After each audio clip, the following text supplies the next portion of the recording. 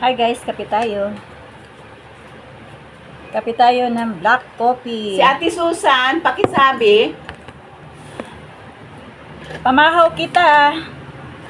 Bumili ako kanina doon sa babaeng nagtitinda ng suman na kamuting kahoy.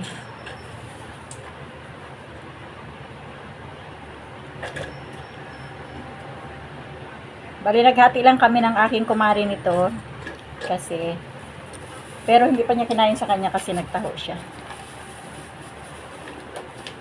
Masarap man, Mare.